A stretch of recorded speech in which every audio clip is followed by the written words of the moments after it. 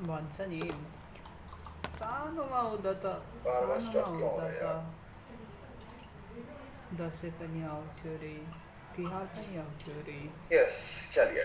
शनिबार शनिबार नयाँ गान्धी जयन्ती सो कल हमने क्या पढ़ा आउँथ्यो था? रे। ठुलो भएर किन यस्तो? कल हम क्या पढ़ रहे ठुलो थे? भएर चाहिँ के भयो? इवैल्यूएशन किया था। ठुलो भएपछि चाहिँ के भयो? कल कौन सा टॉपिक पढ़ा था? न कल रमाउन हमने पाइने, इवैल्यूएशन वाला न टॉपिक पढ़ा रमाउन था। पाइने। गाह्रो छ हो जिन्दगी, गाह्रो छ।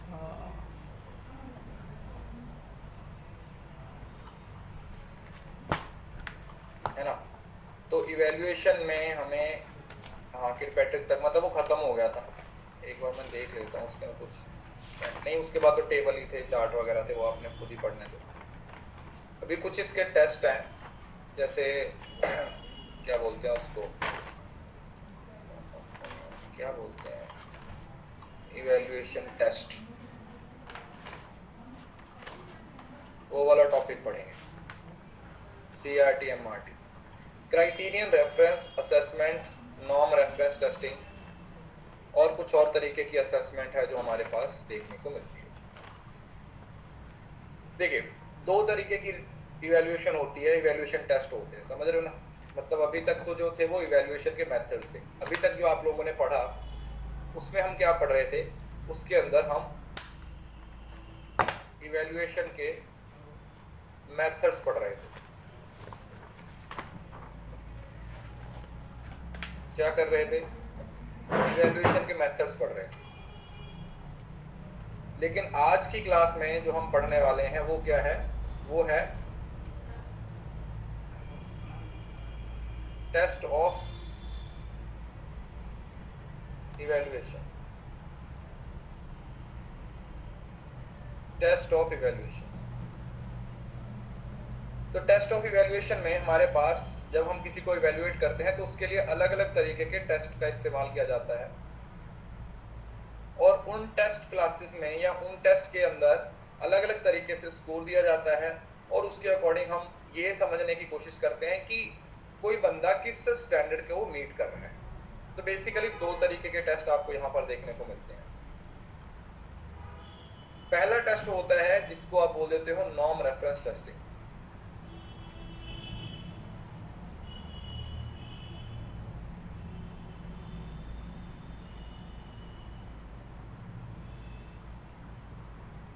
Norm reference testing. और दूसरा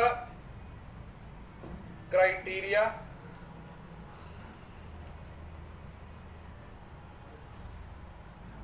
रेफरेंस टेस्टिंग। ये दो तरीके के मेथड्स हैं जो क्या किए जाते हैं, अगेंस्ट यूज किए जाते हैं।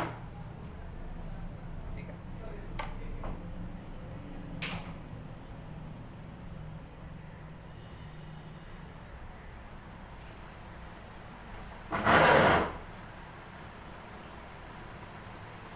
इन दोनों का मीनिंग समझ लीजिए, आगे अपने आप ही क्या हो जाएगा, ये क्लियर हो जाएगा। कैसे? नॉर्म का मतलब होता है जब आपकी परफॉर्मेंस को किसी, नॉर्म का मतलब होता है ग्रुप, जब आपकी परफॉर्मेंस को ग्रुप की परफॉर्मेंस के साथ कंपेयर किया जाता है, मतलब रिलेटिव वैल्यू देखी जाती है ग्रुप के कंपैरिजन, है ना? तो इसको बोलते हैं हम नॉर्म रेफरेंस टेस्टिंग। तो इसके अंदर क्या देखा जाता है?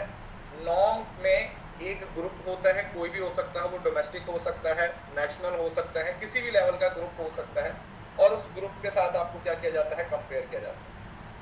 उस ग्रुप के साथ आपको क्या किया जाता है? कंपेयर किया जाता है। और उस ग्रुप के साथ कंपैरिजन करने के बाद हम ये देखते हैं कि आप कहां पर स्टैंड कर रहे हैं, आप कहां पर स्टैंड कर रहे हो। ये आपको किससे पता चलेगा? नॉर्म रेफरेंस टेस्टिंग से पता चल जाता है। जैसे आप क्लास में फर्स्ट आते हो तो वो क्या है? वो नॉर्म रेफरेंस है, क्योंकि कोई सेकंड आ रहा है, कोई थर्ड आ रहा है, तो आपकी परफॉर्मेंस को बाकी क्लास के साथ क्या किया जा रहा है? कंपेयर किया जा रहा है। जो आपकी परफॉर्मेंस है उसको बाकी क्लास के साथ कंपेयर किया जा रहा है। इसको आप क्या बोल दोगे? Norm reference testing. ये आपकी पोजीशन क्या आ रही है। क्लियर। दूसरी तरफ आता है क्राइटेरिया। क्राइटेरिया का मतलब क्या होता है कि आपको एक बेंचमार्क के साथ कंपेयर किया जाता है, उसमें दूसरों के क्या नंबर आ रहे हैं उससे आपका कोई लेना देना नहीं है। बेंचमार्क के साथ, एक यार्ड स्टिक के साथ, एक स्टैंडर्ड के साथ आपको कंपेयर किया जाता है। उसमें फिर दूसरे कितना ले रहे हैं, दूसरों को कितना मिल रहा है, उससे कोई लेना देना नहीं होता। ठीक है, दूसरों को कितना मिल रहा है या दूसरे क्या कर रहे हैं उससे किसी का कोई लेना देना नहीं है। समझ आ गया। तो ये आप लोगों के दो तरीके के टेस्ट होते हैं, टेस्ट ऑफ इवैल्यूएशन, जिसके अंदर नॉर्म की बात की जाती है और क्राइटेरिया की बात की जाती है। ठीक है, हम इसको यूजीसी नेट के एग्जांपल से रिलेट करने की कोशिश करते हैं। जैसे यूजीसी नेट है,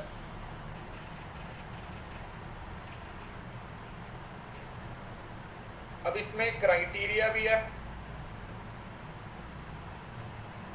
एक नॉर्म भी है।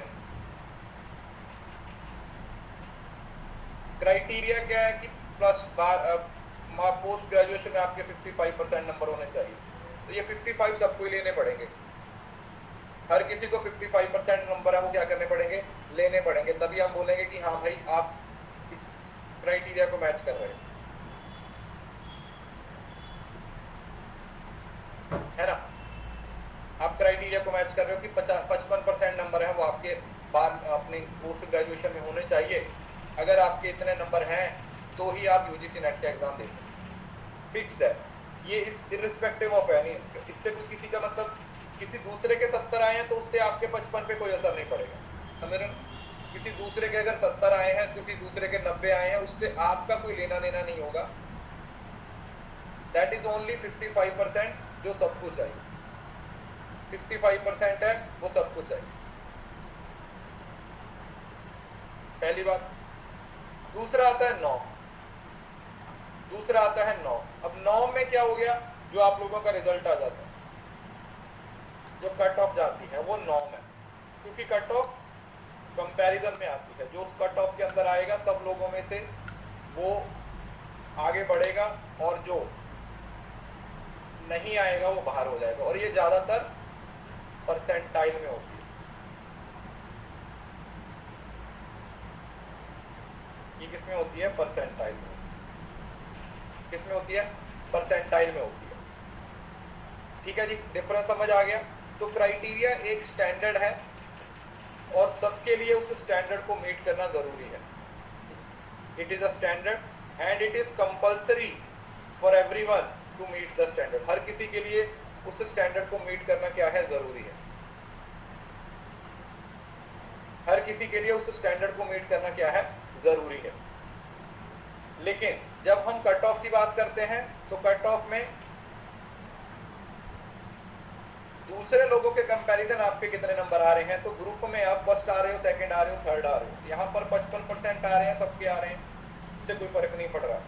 लेकिन जहाँ पर ग्रुप में सबसे ज्यादा नंबर आ रहे हैं तो आपका फर्स्ट रैंक हो जाएगा, पहले नंबर पे आ जाओगे, किसी के सेकंड आ जाएगा, किसी का थर्ड आ जाएगा।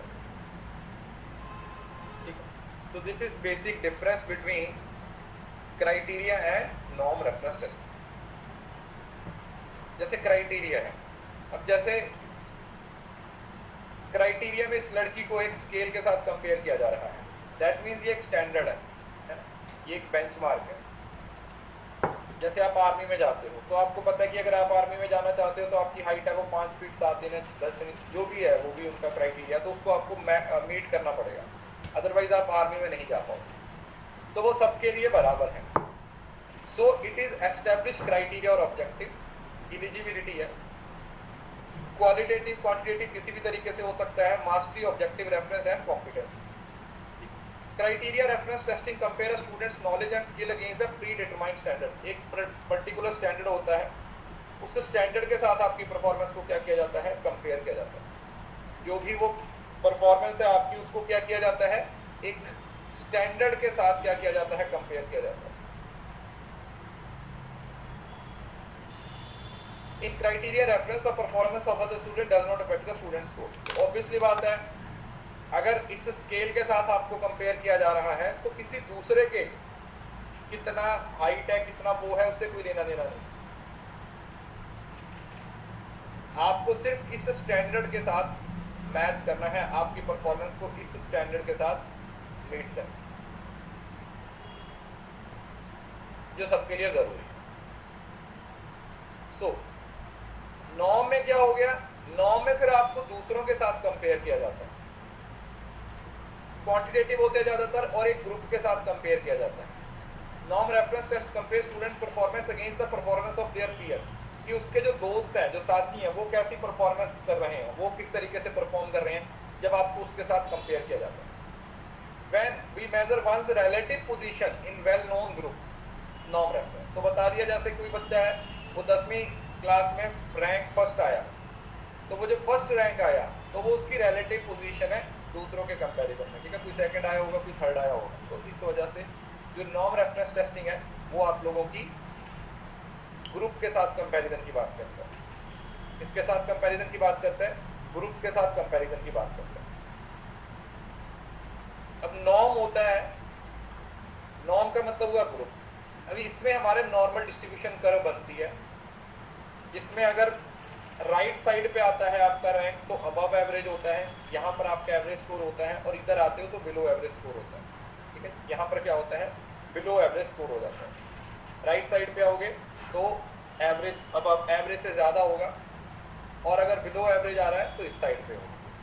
दैट मीन्स अगर एक बच्चे ने 80 नंबर लिए हैं, the marks 80 is individual score which provide very limited interpretation. A single score never provide us the interpretation. किसी बच्चे के 80 नंबर आए हैं, अब आप उससे क्या बता सकते हो कि 80 नंबर की क्या इंटरप्रिटेशन है? कुछ भी नहीं हो सकता। 80 में से 80 हो सकते हैं, 100 में से 80 हो सकते हैं, 500 में से 80 हो सकते हैं, तो केवल 80 नंबर से आप कुछ इंटरप्रेट नहीं कर सकते। तो उसके लिए आपको उसकी रिलेटिव वैल्यू चाहिए। आपको पता होना चाहिए कि वो जो 80 नंबर हैं वो किससे आए हैं। जो 80 नंबर है ना, उसका डिनोमिनेटर क्या है, वो किस नंबर में टोटल में से आए हैं। तो वही आप लोगों को यहाँ पर नॉर्म में पता चलता है। Compare with the other scores in the group, बाकियों के कितने आए हैं, 80 हैं, हो सकता है किसी के 100 आए हो सकता है किसी के 120 आए हो, है ना। तो इंटरप्रेट करने के लिए, डेटा को ज़्यादा सिस्टमेटिक तरीके से दिखाने के लिए, डेटा को सही तरीके से कंपैरिजन करने के लिए यूज किया जाता है। तो इसमें स्टैंडर्डाइज्ड टेस्टिंग है वो यूज की जाती है। The procedure followed for developing a standardised test is followed for developing norm reference test. तो नॉर्म का मतलब हुआ कि आपको एक ग्रुप के साथ कंपेयर किया जाएगा, आपको एक ग्रुप के साथ क्या किया जाएगा, कंपैरिजन में रखा जाएगा। जैसे ये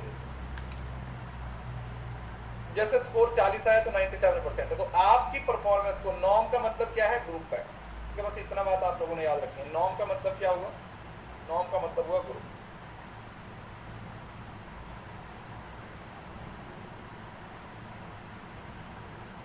नॉर्म का मतलब क्या हुआ, ग्रुप। जब आप लोगों को एक ग्रुप के साथ कंपेयर किया जाए, बस इतनी ही बात याद रखिए। यहाँ पर आपकी परफॉर्मेंस दूसरों के कंपैरेटिव परफॉर्मेंस के साथ कंपेयर की जाती है। दूसरों ने कितना नंबर लिया और आपने कितना नंबर लिया, यही चीज आप लोगों को बताएगी कि आप कहाँ पर स्टैंड के नॉर्म। जैसे डेवलपिंग नॉर्म रेफरेंस ग्रुप, कोई ग्रुप दूसरों ने कितना नंबर लिया और आपने कितना नंबर लिया, यही चीज आप लोगों को बताएगी कि आप कहाँ पर स्टैंड कर रहे हैं। वेयर डू यू स्टैंड, आप उस ग्रुप में कहाँ पर स्टैंड करते हो, ये उस परफॉर्मेंस के बेसिस पे आप बता सकते। उस ग्रुप के रिलेशन में आपकी वैल्यू कहाँ पर स्टैंड करती है। क्लियर है। तो ये जितने भी कैट मैट के एग्जाम वगैरह होते हैं ना, जिसमें परसेंटाइल का स्कोर होता है, ये सब नॉर्म के बेसिस पे होता है। ये देखो, when marks are evaluated with reference to average, तो एवरेज हो जाएगा। That means the average is based upon obtained score. जब आप मॉक टेस्ट देते हो तो आपकी परफॉर्मेंस ऐसे दिखाई जाती है, दिखाई जाती है या नहीं दिखाई जाती, दिखाई जाती है या नहीं दिखाई जाती। तो इसका मतलब क्या हुआ कि बाकी ग्रुप, मतलब ये टोटल नंबर है और टोटल स्टूडेंट है, तो आप कहाँ पे फॉल कर रहे हो, और आपको ये भी पता होता है कि कितने परसेंट से आपकी परफॉर्मेंस ज़्यादा अच्छी है, कि दूसरों की परफॉर्मेंस कैसी है और आपकी कैसी है। ये वाला एवरेज है, इससे बढ़ जाएगा तो एवरेज से बढ़ जाएगा। राइट साइड पे जो मूवमेंट होती है वो हमेशा प्लस होती है, इसको आप क्या बोल देते हैं, पॉजिटिव मूवमेंट। और लेफ्ट साइड पे जो मूवमेंट होती है उसको आप नेगेटिव मूवमेंट बोल देते हैं, माइनस मूवमेंट, ठीक है, इस वजह से। तो वो express in marks in terms of its standard in the group, it is clearly understood but it has certain difficulties. जैसे सीधा अगर 7वां रैंक बोल दिया, मैंने बोला आपका 7वां रैंक आया है, अब 7वें रैंक से कोई इंटरप्रिटेशन नहीं निकल सकती, 7वें रैंक से कोई इंटरप्रिटेशन नहीं निकल सकती, क्योंकि अगर वो 7 है, वो 10 से आया है तो उसका अलग मीनिंग है, वो 7 है वो 50 से आया तो उसका अलग मीनिंग है, वही 7 अगर 70 से आया है तो उसका अलग मीनिंग है। तो इस वजह से रिलेटिव पोजीशन फाइंड आउट करने के लिए हमें एक एवरेज वैल्यू का पता होना जरूरी है। Standing in terms of grade में serve for the purpose, but sometimes scores are converted into grades, या फिर रैंक के द्वारा क्या किया जाता है, एक्सप्रेस किया जाता है। तो ये वही चीजों को घूम घूम के क्या किया गया है, बताया गया। जैसे norm reference achievement test are more familiar. Norm का मतलब हुआ ग्रुप, तो ग्रुप में सब लोग परफॉर्म कर रहे हैं, जब रिजल्ट आएगा तो सबका रिजल्ट एक साथ आता है। ऐसा तो नहीं होता कि रिजल्ट अलग अलग टाइम पे आता है। अगर आप एक नॉर्म का हिस्सा हो तो उस नॉर्म के अंदर सब लोगों का रिजल्ट एक साथ आता है। जैसे यूजीसी नेट का ही है, इसी को सब्जेक्ट को लेके चलो, अब इसका जो रिजल्ट आता है क्या वो एक जैसा ही आता है, सबका बराबर आता है? यस सर, सबका बराबर आता है। ऐसा तो नहीं है कि कुछ लोगों का पहले आ जाता है, कुछ का बाद में आता है। रिजल्ट है वो सबका एक साथ आता है। एग्जाम चाहे अलग अलग टाइम पे होते हैं, बट रिजल्ट है वो कई बार हो जाता है, वो सेम टू सेम उसी तरीके से आता है। ठीक है, तो इतनी बात आप लोगों ने याद रखनी है। बाकी जो कंपैरिजन चार्ट करेंगे उसमें ज़्यादा अच्छे तरीके से समझ आए। अब आता है रिफ्लेक्टिव प्रॉम्प्ट। रिफ्लेक्टिव का मतलब क्या होता है? जैसे रिफ्लेक्शन है ना, प्रॉम्प्ट होता है स्पॉन्टेनियस प्रॉम्प्ट एक्शन, जैसे बोलते हैं ना इमीडिएट एक्शन लेने को प्रॉम्प्ट बोल दिया जाता है। इमीडिएट एक्शन लेने को क्या बोल दिया जाता है? प्रॉम्प्ट बोल दिया जाता है। तो रिफ्लेक्टिव प्रॉम्प्ट का मतलब क्या हुआ? What is the meaning of reflective prompt? Reflective prompt is a technique in which teacher provide a set of flexible questions to the students that prompt them to reflect on their own learning. तो ये वही है जो hint दिए जाते हैं, समझ रहे हो ना, पता है ना, हिंट दिए जाते हैं। जब टीचर आपसे कोई सवाल पूछता है तो आप उसके सवालों के जवाब देने की कोशिश करते हो। अगर आपको उन सवालों के जवाब आते हैं तो आप इमीडिएटली फटाफट से उन सारे सवालों का जवाब दे देते हो। लेकिन अगर आपको नहीं आते हैं तो टीचर क्या करता है? फिर आपको हिंट देता है। क्या करता है? टीचर आपको हिंट देगा।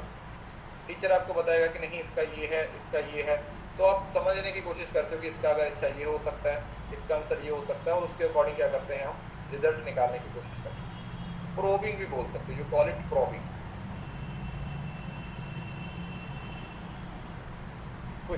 ठीक है, प्रोब करना है बोलते हैं, this is what we call probe. अब जैसे नॉर्म की बात है, तो नॉर्म का मेन ऑब्जेक्टिव क्या है ये देखना। नॉर्म का मतलब नॉर्मल डिस्ट्रीब्यूशन कर्व बनानी है, तो इससे आपको ये पता चल जाता है कि आप कहां पर स्टैंड कर रहे हो।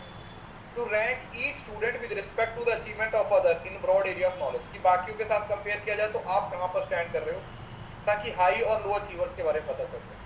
जो इधर आएंगे वो लो अचीवर्स आ गए, और जो राइट साइड पे चले गए वो हाई अचीवर्स आ गए। Content, variety of text book, syllabus और जजमेंट ऑफ करिकुलम एक्सपेक्ट के अलग अलग तरीके के हो सकते हैं। Item characteristics, each skill is usually tested by less than 4 items. Items are vary in difficulty. Items are selected that discriminate between high and low achievers. ठीक है, तो ये पेपर के पॉइंट ऑफ व्यू से ज़्यादा जरूरी नहीं है। आप लोगों को ज़्यादातर जो स्टेटमेंट टाइप क्वेश्चन पूछा जाता है, जिसके अंदर सीधा सिर्फ इनके मीनिंग से सवाल पूछा जाता है कि अच्छा नॉर्म के अंदर क्या होता है, क्राइटेरिया के अंदर होता है क्या, उसको आपने समझना है। बाकी और स्टेज में जाने की इसमें कोई खास जरूरत होती नहीं। उसके बाद है क्राइटेरिया। ठीक है, क्राइटेरिया तो आपको बता दिया कि आप पर्टिकुलर क्राइटेरिया को मीट कर रहे हो, और उस क्राइटेरिया की नॉलेज आप लोगों को होती है, ये फर्क है। ठीक है, दोनों। जब आप किसी क्राइटेरिया को मीट करते हो तो आपको टेस्ट की नॉलेज होती है, लेकिन नॉर्म में नहीं होती। जैसे आपके यूजीसी नेट के पेपर में क्या पूछा जाएगा उसकी नॉलेज आपको है, उसकी नॉलेज तो आपको नहीं है। क्या आ जाएगा पेपर में, किस तरीके के सवाल आ जाएंगे, क्या इसके बारे में कुछ कह सकते हो? नहीं सर, हम इसके बारे में कुछ नहीं कह सकते कि किस तरीके के सवाल हमसे पूछे जा सकते हैं। लेकिन जैसे क्राइटेरिया है, क्राइटेरिया का मतलब क्या हुआ? जैसे एक बेंचमार्क है, आपको बोल दिया कि 1 मिनट में 30 वर्ड है वो आपने टाइप करने हैं। 1 मिनट में आपने 30 वर्ड्स हैं क्या करने हैं, टाइप करने हैं। तो 1 मिनट में 30 वर्ड्स टाइप करने हैं, तो आपको पता है, आप उसकी प्रैक्टिस कर सकते हो। 30 के स्टैंडर्ड को मीट करना कोई आपके लिए डिफिकल्ट नहीं। तो स्टैंडर्ड को मीट करना डिफिकल्ट नहीं होता है, लेकिन स्टैंडर्ड और क्राइटेरिया को मीट करना डिफिकल्ट नहीं होता, लेकिन जब हम नॉर्म की बात करते हैं तो वहां पर हमारा कंपैरिजन और बहुत सारे लोगों के साथ हो जाता है, तो वहां पर उस चीज को क्वालिफाई करना, उस चीज को मीट करना क्या हो जाता है, इट इज समटाइम्स डिफिकल्ट। क्या हो जाता है, ये क्या हो जाता है, डिफिकल्ट हो जाता है। Sometimes it becomes more and more difficult, ये काफी ज्यादा डिफिकल्ट हो जाता है। किसी को इस बात में कोई दिक्कत? तो ये क्राइटेरिया रेफरेंस इवैल्यूएशन की बात हो रही है।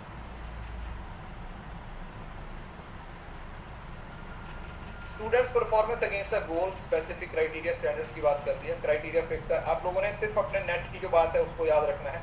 अच्छा, क्राइटेरिया में किसी दूसरे बच्चे की परफॉर्मेंस के साथ कोई लेना देना है? नहीं, किसी दूसरे बच्चे की परफॉर्मेंस के साथ आपका कोई लेना देना नहीं है। क्यों? क्योंकि आप किस स्टैंडर्ड को मीट कर रहे हो। हमें तो स्टैंडर्ड देखना है, वो स्टैंडर्ड अच्छा है बुरा है, उस स्टैंडर्ड के वो आपसे वो मीट हो रहा है या नहीं हो रहा है, वो आपसे फिर मीट हो या ना हो, उससे कोई लेना देना नहीं है।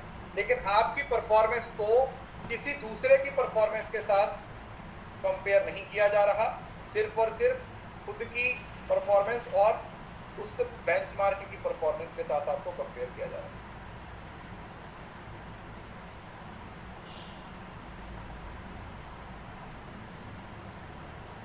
उस बेंचमार्क के साथ, उस स्टैंडर्ड के साथ आपको कंपेयर किया जा रहा है।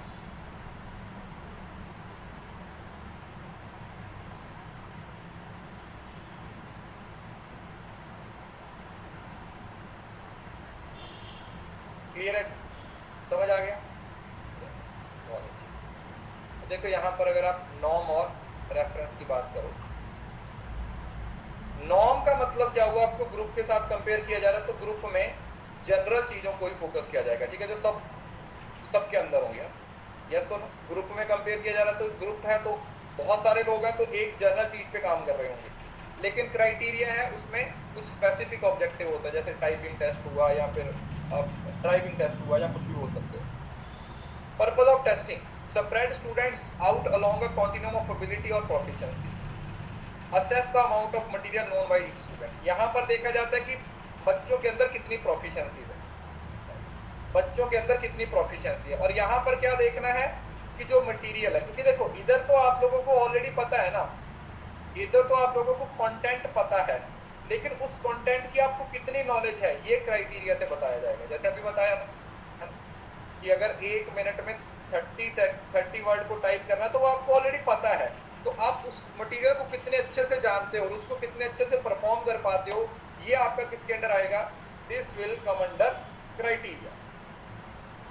अब इसमें नॉर्मल डिस्ट्रीब्यूशन में, नॉर्म रेफरेंस में आप नॉर्मल डिस्ट्रीब्यूशन के स्कोर करते हो, और यहाँ पर आपका 100% स्कोर आ सकता है, क्राइटेरिया में 100% आ सकता है। अगर आप क्राइटेरिया मीट कर दिया तो आ जाएगा 100%। आपने 1 मिनट में 30 वर्ड टाइप करने थे और 30 वर्ड टाइप कर दिए, दैट मींस तुमने 100% परफॉर्म कर दिया, तुमने रिजल्ट में 100% क्या कर दिया, निकाल दिया। तो क्राइटेरिया में आप 100% को क्या कर सकते हो, मीट कर सकते हो। टेस्ट डिजाइन, जो क्राइटेरिया होते हैं उसमें छोटे छोटे टेस्ट होते हैं, ठीक है, numerous test, clearly defined sub test, each testing one objective, और हर टेस्ट का एक ऑब्जेक्टिव होता है। क्यों? क्योंकि आपकी उसमें परफॉर्मेंस चेक की जाती है। लेकिन नॉर्म के अंदर जैसे आपका पेपर है, तो आपको बहुत सारी चीजों को एक टाइम पे क्या करना पड़ता है, स्टडी करना पड़ता है। तो ग्रुप के कंपैरिजन में आपको बहुत सारी चीजों पे फोकस करना पड़ता है, लेकिन क्राइटेरिया में आपको बहुत सारी चीजों पे फोकस नहीं करना पड़ता है। आप जो 4 टेस्ट है, तो चारों का एक एक ही ऑब्जेक्टिव होगा, और बस आपको उस एक ऑब्जेक्टिव को क्या करना होता है, मीट करना होता है। सिर्फ आपको उस एक ऑब्जेक्टिव को क्या करना होता है, मीट करना होता है। Students knowledge of test, have no idea what type of question to be expect. अब यूजीसी नेट का पेपर है, वो नॉर्म बेस्ड है, क्योंकि ग्रुप के साथ कंपेयर किया, तो आपको पता है कि कैसे सवाल आएंगे। अगर सर ये पता चल जाए तो इतना पढ़ाई क्यों करें, नहीं पता होता ना। अगर पता हो तो फिर तो इतनी मेहनत करने की जरूरत ही ना पड़े।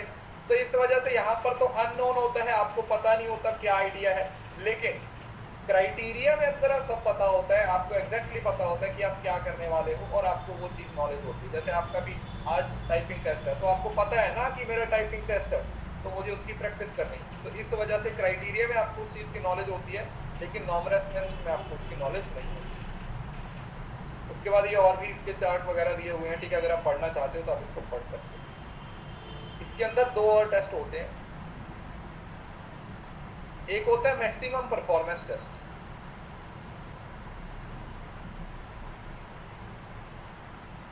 Maximum performance test. इसके अंदर आपकी परफॉर्मेंस की अपर लिमिट देखी जाती है, नहीं ये अलग है। अपर लिमिट समझ लो ना, कि आप अपनी पूरी मेहनत करके अपनी परफॉर्मेंस के कौन से लेवल तक जा सकते हो, ठीक है। मैक्सिमम परफॉर्मेंस टेस्ट का मतलब क्या हुआ कि आपकी अपनी परफॉर्मेंस मैक्सिमम किस लेवल तक जा सकती है।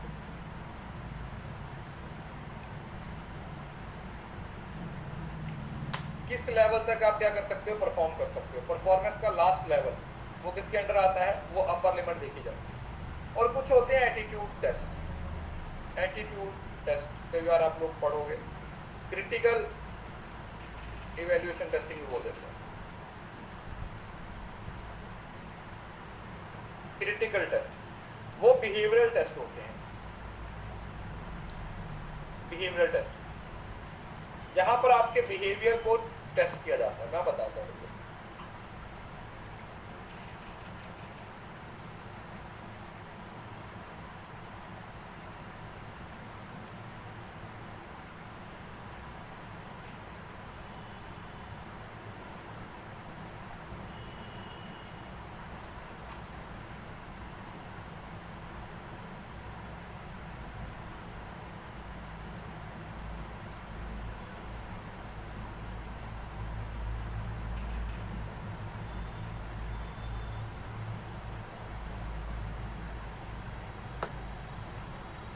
ये वाला देखो,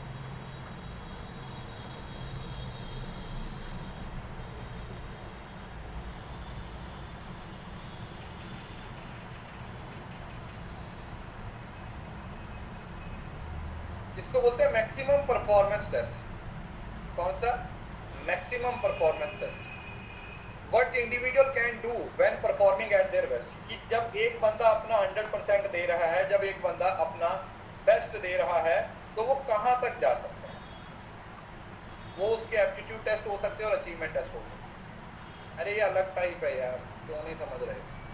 तो मैक्सिमम परफॉर्मेंस का मतलब क्या हुआ कि आपकी परफॉर्मेंस को बेस्ट बनाने के लिए कि आप किस लेवल तक जाके मैक्सिमम लेवल तक क्या कर सकते हो, जाके काम कर सकते हो। अगर आपको 100% देने का मौका मिले तो किस लेवल तक जाके आप अपना 100% दे सकते। पहली बात। दूसरा आता है टिपिकल परफॉर्मेंस। टिपिकल परफॉर्मेंस है जहां पर आपकी परफॉर्मेंस देखी जाती है। टिपिकल परफॉर्मेंस का मतलब होता है आप लोगों की परफॉर्मेंस, मतलब what individual will do under natural conditions. अब ये आपके बिहेवियर को देखा जाता है, उसमें आपका एटीट्यूड, आपकी इंटरेस्ट, पर्सनैलिटी, ऑब्जर्वेशन किया जाता है। ये बिहेवियरल टेस्टिंग होती है। टिपिकल परफॉर्मेंस किससे रिलेटेड है, बिहेवियर से रिलेटेड।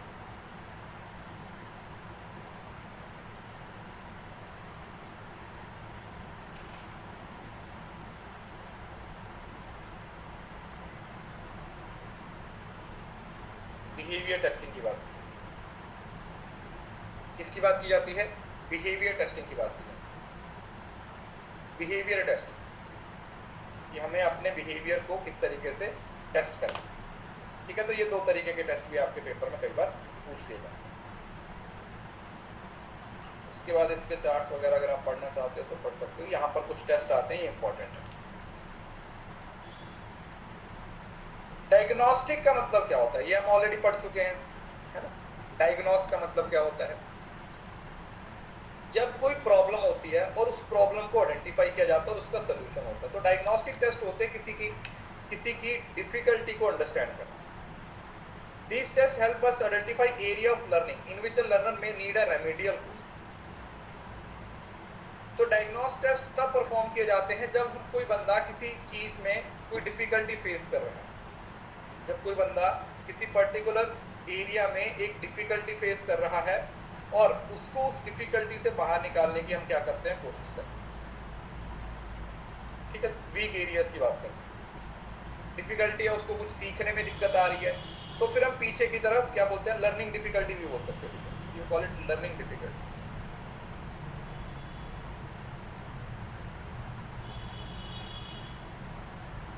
इसके अंदर लर्निंग डिफिकल्टीज आ जाती है। देन आता है एप्टीट्यूड टेस्ट। एप्टीट्यूड आपके ये जो पढ़ा ना आपने इधर, एप्टीट्यूड आते हैं आप लोगों के मैक्सिमम परफॉर्मेंस में, एटीट्यूड दूसरे आते हैं। ये मैक्सिमम परफॉर्मेंस का पार्ट है। एप्टीट्यूड दिमाग के साथ होता है कि आप किसी चीज को कितने अच्छे से सीखते हो। This is not related to the mind. Aptitude का मतलब होता है आपकी लर्निंग, प्रिडिक्ट करना कि आप किसी पर्टिकुलर टास्क को कितने पर्टिकुलर तरीके से सीख सकते हो, आप कितने उस स्किल्स में अपना 100% दे सकते हो। यस और नो? कि आपको अगर एक काम दिया जाएगा तो उस काम को आप कितने अच्छे तरीके से कितनी जल्दी अंडरस्टैंड कर सकते हो।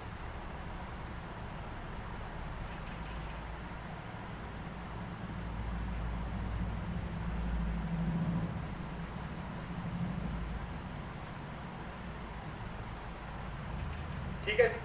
सो they help us identify potential talents and desirable characteristics which essential to one to compare to the specific task. अगर आपको एक क्राइटेरिया दिया जाएगा, आपको एक काम करने को दिया जाएगा, तो उस काम को आप कितने अच्छे तरीके से परफॉर्म कर पाते हो,